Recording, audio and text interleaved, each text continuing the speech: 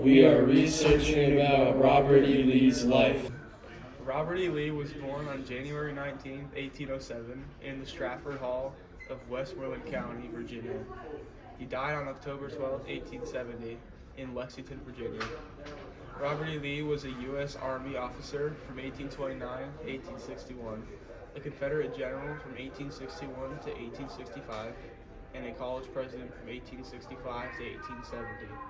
He was a central figure in contending memory traditions in the American Civil War. Lee's father had been a hero of the American Revolution and governor of Virginia, and uncles and other relatives had signed the Declaration of Independence, served in Congress, and otherwise achieved notable reputations.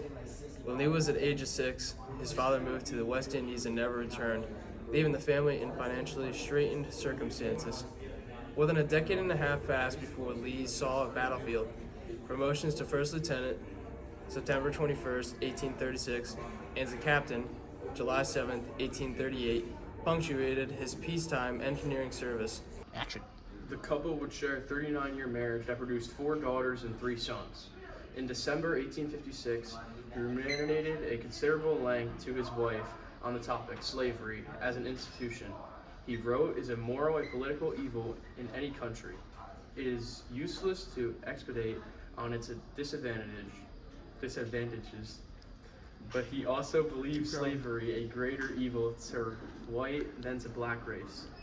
And while my feelings are strongly interested, evil to white than to black race, and while my feelings are strongly interested in behalf of the latter, my sympathies are more strong for a former. Lee owned 10 to 15 enslaved people during his lifetime, but as executor of Houston's will, he was charged with freeing within a 5-year period nearly 200 enslaved people. Robert E. Lee was a Confederate general who led the South's attempt at secession during the Civil War.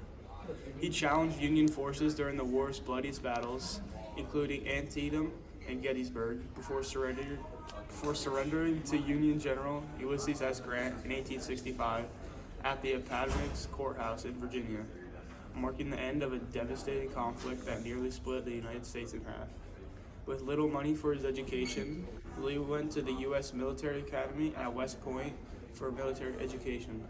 He graduated second in his class in 1829, and the following month he would lose his mother. Robert E. Lee was born into an aristocratic family and excelled highly in education. Lee married the great-granddaughter of the First Lady, Martha Washington. They had fought in the Mexican-American War and suppressed a slave revolt in under an hour.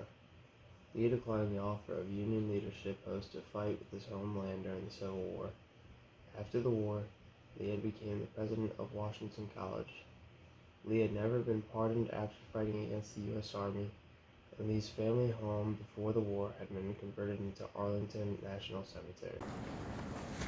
Robert E. Lee decided upon a second invasion of the North, since the first was the unsuccessful Maryland campaign of September of 1862, which ended in the bloody Battle of Antietam. Such a move would upset U.S. plans for the summer campaigning season and possibly reduce the pressure on a besieged Confederate garrison at Vicksburg.